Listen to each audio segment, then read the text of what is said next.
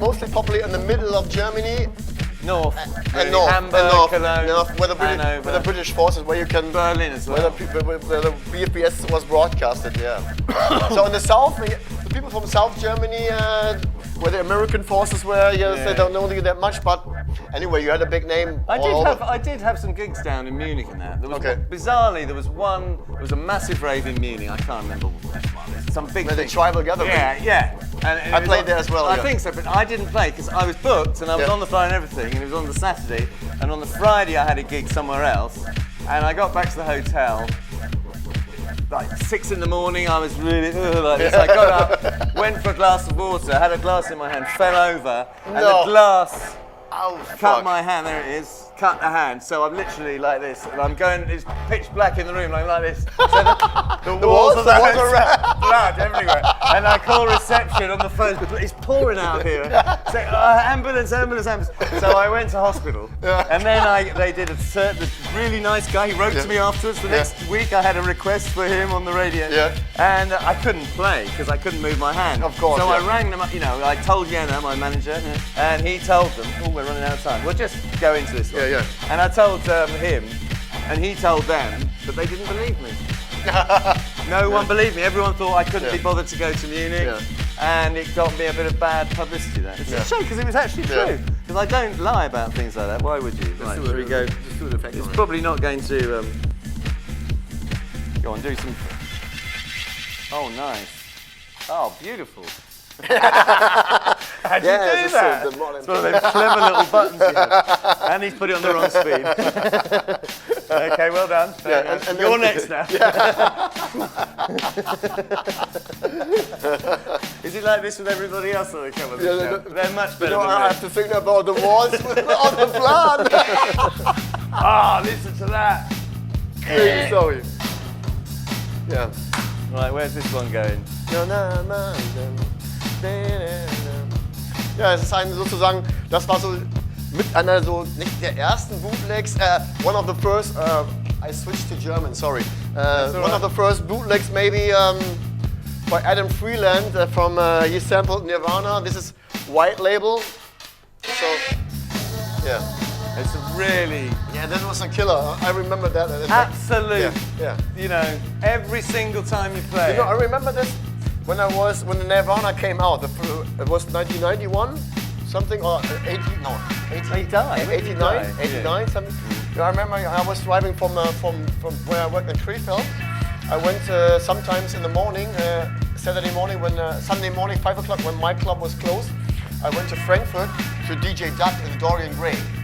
Have you ever heard of the club? Dorian Gray to DJ Duck, and they were open till 12 o'clock in the morning, Sunday morning. And I remember DJ Duck playing through all these Belgium techno things, and at 9 o'clock in the morning he played Nirvana, the original. Smells Like Teen Spirit. Everybody, all the ravers were crazy. It's one of those records that crosses all boundaries. This was crossing, you know. So doing a bootleg of it like that was very, very clever. Yeah. And it really works. The production. Yeah, it was. So I was like, you know, everybody was, you know, at the morning time, and then this Nirvana original that was crazy.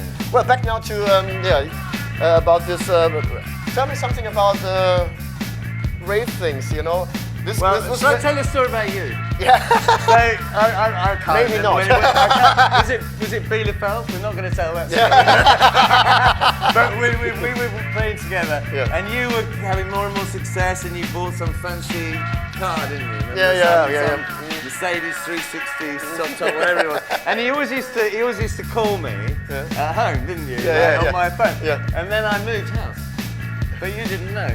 So the woman and your phone messages, he's like, "Hey Steve, how you doing? I'm having such a great time." It was all this Jens doing his mad stuff. So then I moved house. My phone number stayed with a new person, this young lady. So you never know this. So she used to get all these messages from you. She phoned me after 6 months. She said, "Steve, you have some really strange friends. They keep leaving these crazy messages."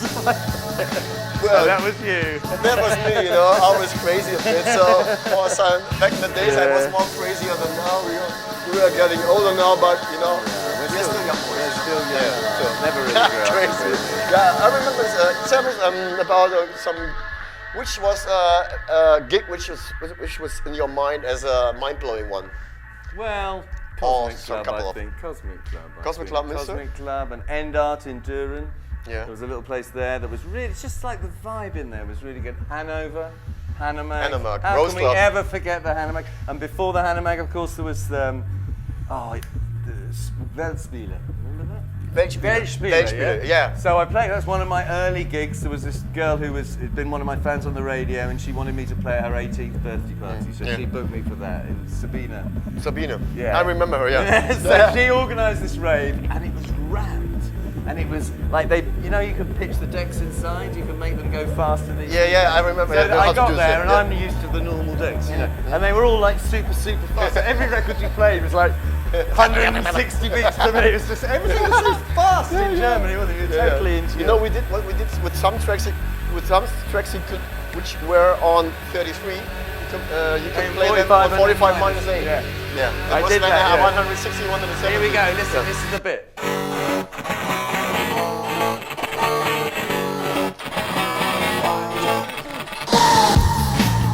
Yeah, Jeez. This is, Yeah. oh, we're getting a bit loud, man. We're into the red.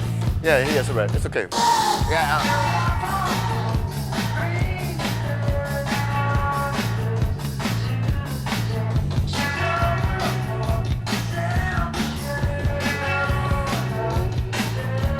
You need a clock.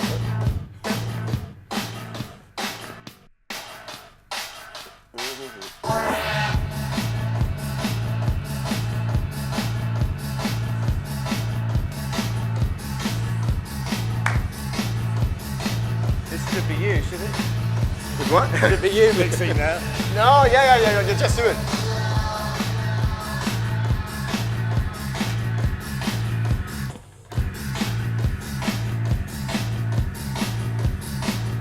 Here we go. Acid. Acid.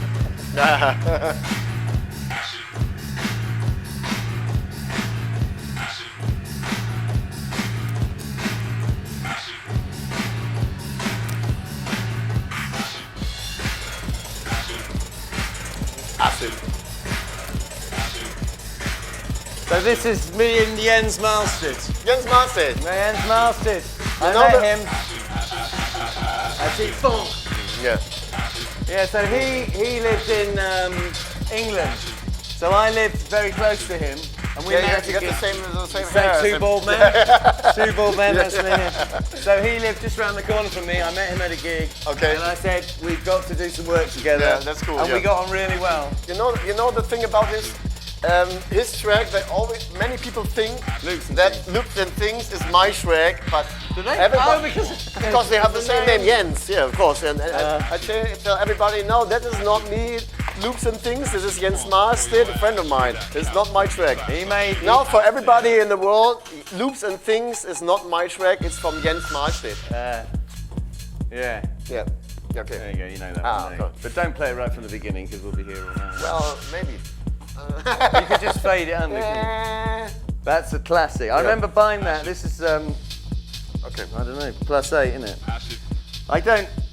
I remember going to a record shop and the guy saying, you've got to have this record, you will play this for years, you will, and it's absolutely It's an true. all-time.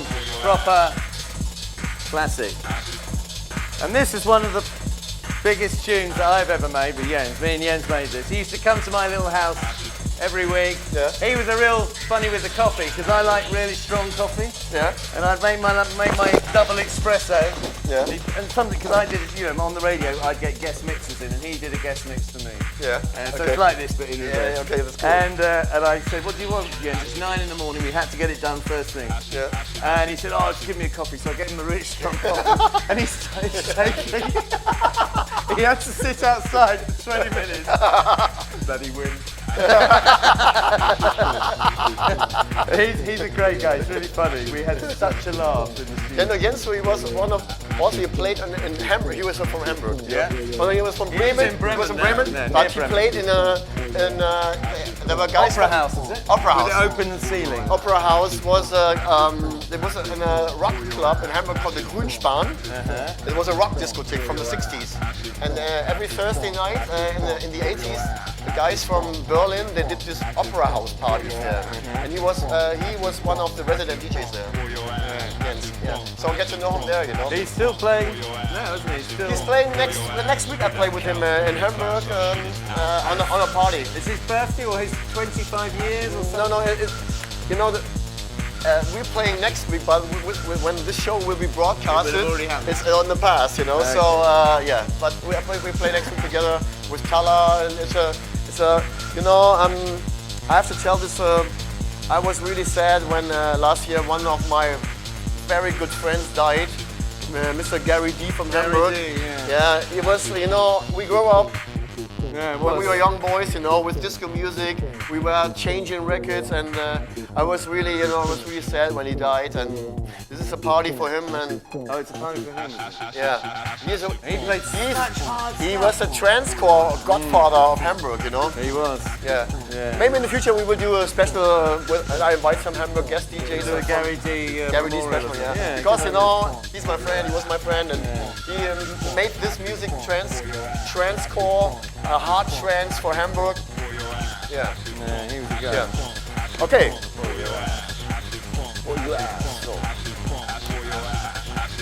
Just fade it in. Yeah.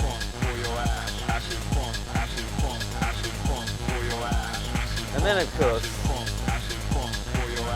how long have we got? Just so that I know what to play.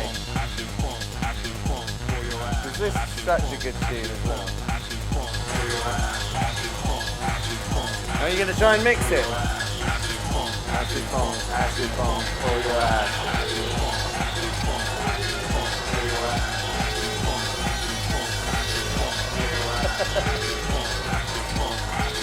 For your ass, acid bomb,